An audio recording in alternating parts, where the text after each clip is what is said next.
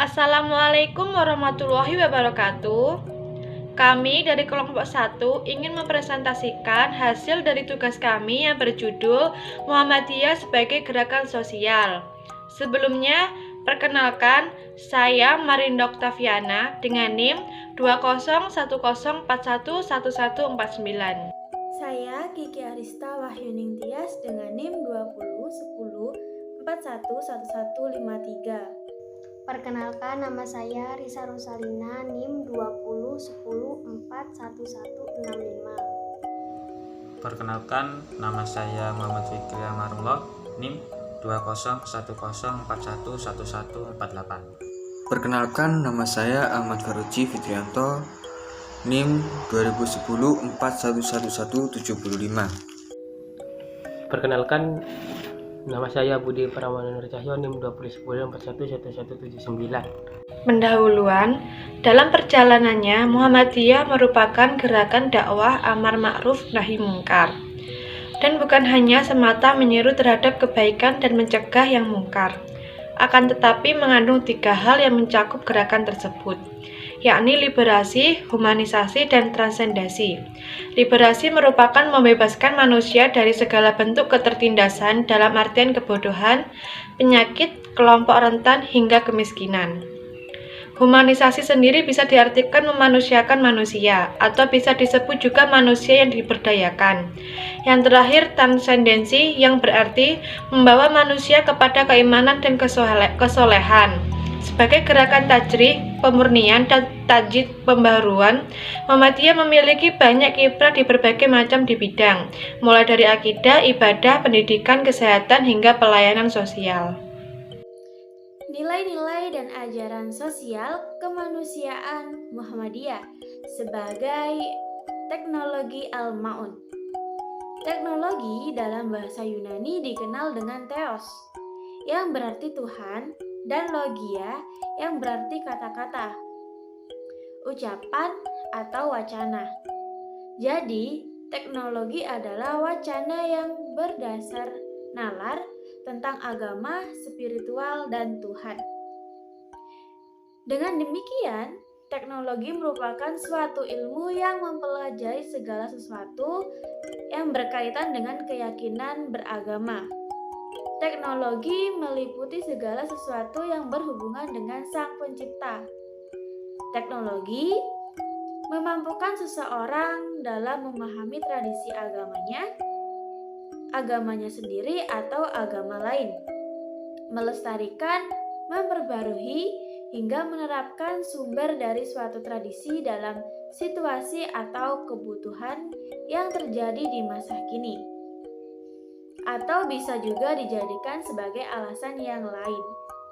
Surat Al-Ma'un masuk ke dalam surat pendek yang terdapat di dalam juz 30. Surat ini terdiri atas sebanyak 7 ayat yang tergolong Makkiyah yang diturunkan di Mekah. Kata Al-Ma'un dalam bahasa Arab berarti bantuan. Membantu dengan bantuan yang jelas, baik itu dengan alat maupun fasilitas, sehingga memudahkan tercapainya suatu yang diharapkan.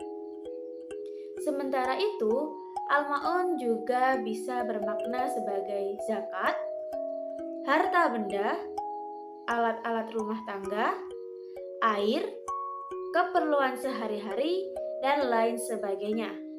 Dalam makna yang lebih luas, Al-Ma'un dimaknai dengan membantu sesuatu yang kecil dan dibutuhkan oleh orang lain. Tipe-tipe orang yang mendustakan agama menurut surat Al-Ma'un. Yang pertama, orang yang menghardik dan berlaku keras terhadap anak yatim. Orang yang di sini berlaku semena-mena terhadap anak yatim dengan cara menganiaya haknya dan tidak memberi makan serta memperlakukan dengan kasar. Di dalam ayat ini sangat jelas melarang untuk membiarkan dan meninggalkan anak yatim dalam kondisi apapun di dalam maupun di luar, termasuk juga mengabaikan anak yatim. Yang kedua yaitu tipe orang yang tidak saling menganjurkan untuk memberi makan orang miskin. Dalam hal ini, mengentaskan kemiskinan tidak hanya menjadi tanggung jawab orang-orang berada. Semua muslim memiliki tanggung jawab yang sama terhadap orang-orang miskin. Jika tidak mampu memberikan bantuan secara langsung, seorang muslim masih memiliki kewajiban untuk mendorong dan bersama-sama untuk membantu yang miskin. Tak ada alasan lagi untuk muslim tidak ikut membantu orang-orang yang membutuhkan. Tipe yang ketiga yaitu orang yang lalai terhadap sholatnya.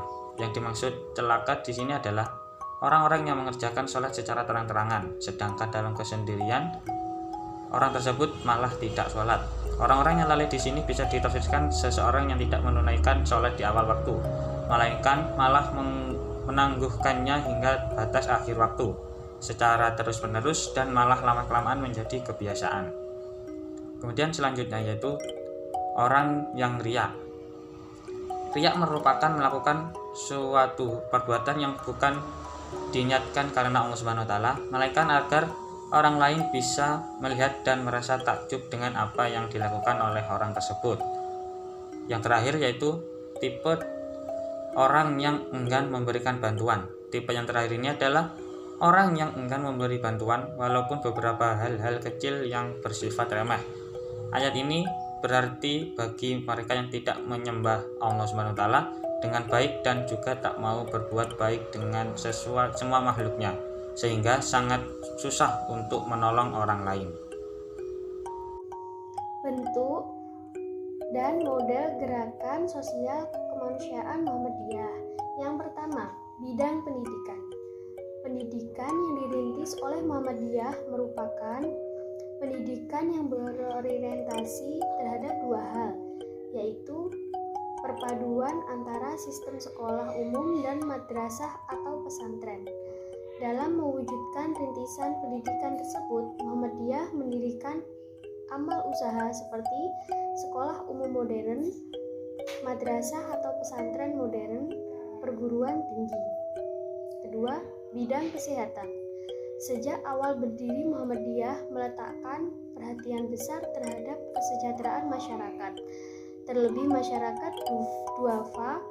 Hal tersebut terbukti dengan adanya penyaluran dan pembagian zakat fitrah dan zakat mal kepada fakir miskin atau golongan lain yang berhak menerima. Selanjutnya, pendirian panti asuhan, panti miskin, hingga panti jompo. Pendirian balai kesehatan, poliklinik, rumah sakit umum, hingga rumah sakit ibu dan anak. Pendampingan terhadap masyarakat duafa agar bisa hidup mandiri. Yang ketiga, bidang ekonomi. Dalam bidang ekonomi memiliki tujuan guna membimbing dan mendampingi masyarakat ke arah perbaikan dan mengembangkan ekonomi sesuai dengan ajaran Islam dan untuk meningkatkan kualitas pengelolaan amal usaha Muhammadiyah. Amal usaha Muhammadiyah yakni di bidang ekonomi meliputi yang pertama, Bank Perkreditan Rakyat atau BPR. Kedua, Baitul Ma'al wa Tamwi atau BMT. Yang ketiga, koperasi. Keempat, biro perjalanan. Yang terakhir, dan lain sebagainya. Yang keempat, bidang kaderisasi. Di bidang kaderisasi, Muhammadiyah mencoba untuk terus tetap mengepakkan sayapnya dengan berbagai macam jalan yang harus ditempuh. Program yang dilakukan oleh Muhammadiyah di bidang kaderisasi meliputi yang pertama, peningkatan kualitas pengkaderan. Yang kedua, melaksanakan program pengkaderan formal dan informal secara berkelanjutan. Yang ketiga, menyelenggarakan Baitul Arqam atau ajang penambah wawasan dan Darul Arqam atau sistem pengkaderan Muhammadiyah. Gerakan peduli kepada fakir miskin dan anak yatim. Tujuan dakwah Muhammadiyah ialah meningkatkan kualitas atau taraf hidup manusia. Segala amal usaha Muhammadiyah digerakkan untuk tujuan tersebut. Hal ini bukan tanpa alasan, namun semenjak pendirian Muhammadiyah, upaya dari Kiai Haji Ahmad Dahlan yang dilandasi dengan dasar ayat Al-Quran dan hadis mampu menggerakkan dinamika kehidupan masyarakat Islam di bidang pendidikan, ekonomi, dan sosial budaya. Revitalisasi gerakan sosial Muhammadiyah. Revitalisasi merupakan suatu bentuk proses atau cara dan perbuatan dalam menghidupkan kembali hal yang sebelumnya terberdaya. Sehingga konsep revitalisasi berarti menjadikan sesuatu atau perbuatan untuk menjadi vital. Dalam hal ini, Muhammadiyah mencoba untuk melakukan proses perubahan yang direncanakan meliputi berbagai macam tahapan mulai dari penataan, pemantapan, peningkatan, dan pengembangan yang kesemuanya tersebut dilakukan secara kesinambungan. Beberapa langkah revitalisasi gerakan Muhammadiyah dalam menguatkan dan menggerakkan segenap potensi Muhammadiyah dalam menjalankan amanat muktamar dengan melakukan langkah-langkah sebagai berikut. Yang pertama, memperluas peran Muhammadiyah dalam dinamika kehidupan bermasyarakat di daerah lokal, nasional, dan global dengan cara menjalankan fungsi dakwah dan tajdid, serta mengembangkan ukhuwah dan kerjasama dengan semua pihak. Yang kedua, mewujudkan kehidupan Islami sesuai dengan paham agama dalam Muhammadiyah dengan mengedepankan uswah hasanah.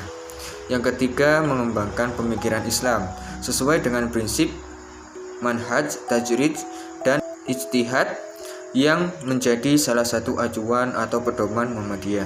Yang keempat, mengembangkan infrastruktur dan perbaikan sistem pengelolaan organisasi yang mampu menjalankan fungsi-fungsi gerakan dan kian mengarah terhadap pencapaian tujuan Muhammadiyah. Yang kelima, mendinamisasi kepemimpinan persyarikatan di berbagai tingkatan dalam lingkup wilayah, daerah, cabang, dan ranting. Yang keenam, meningkatkan kualitas dan memperluas jaringan amal usaha Muhammadiyah. Yang ketujuh, mengembangkan model-model kegiatan atau aksi yang lebih sensitif dalam hal umat, masyarakat, dan dunia yang berkaitan dengan kemanusiaan secara konsisten. Yang kedelapan, menggerakkan seluruh potensi angkatan muda dan ortom atau organisasi otonom. Yang kesembilan, meningkatkan berbagai macam arahan, bimbingan, dan panduan kepada seluruh tingkatan pimpinan dan warga. Yang kesepuluh, menggerakkan kembali ranting dan jamaah sebagai basis gerakan Muhammadiyah. Macam-macam aspek revitalisasi gerakan Muhammadiyah. Yang pertama yaitu revitalisasi teologis, menyangkut ikhtiar dan menafsir ulang pemikiran dasar keagamaan dalam Muhammadiyah. Sebagai prinsip tersebut mengenai agama Islam, dunia, ibadah, sabilillah, dan iktijat. Yang kedua yaitu revitalisasi ideologis, menyangkut penyusunan ulang dan penguatan sistem paham, disertai dengan langkah-langkah pelembagaannya yang menjadi landasan guna membangun kesadaran dan ikatan kolektif, guna memperjuangkan gerakan Muhammadiyah.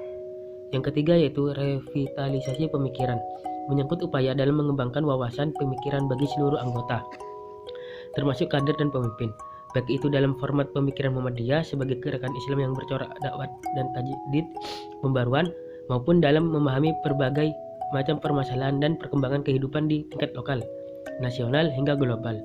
Yang keempat, revitalisasi organisasi, menyangkut terhadap perbaikan sistem atau tata kelola kelembagaan persyarikatan yang menyangkut penataan struktur dan fungsi organisasi, birokrasi, pengelolaan, dan pelayanan administrasi, hingga pengembangan organisasi yang mengarah terhadap peningkatan kualitas dan efisiensi efektivitas.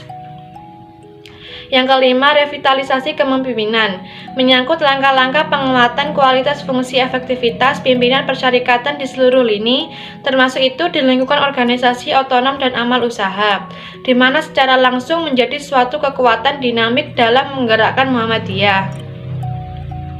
Yang keenam, revitalisasi amal usaha, menyangkut pengembangan kualitas amal usaha Muhammadiyah di berbagai macam bidang yang tumbuh di atas visi dan misi gerakan, sekaligus mampu memenuhi hajat hidup masyarakat. Yang ketujuh, revitalisasi aksi, menyangkut pengembangan model-model kegiatan atau aktivitas gerakan Muhammadiyah, di mana secara langsung mampu memenuhi kepentingan masyarakat luas dengan misi dakwah dan tajdid atau pembaharuan. Mungkin itu saja yang bisa kami sampaikan, kurang lebihnya kami mohon maaf. Wassalamualaikum warahmatullahi wabarakatuh.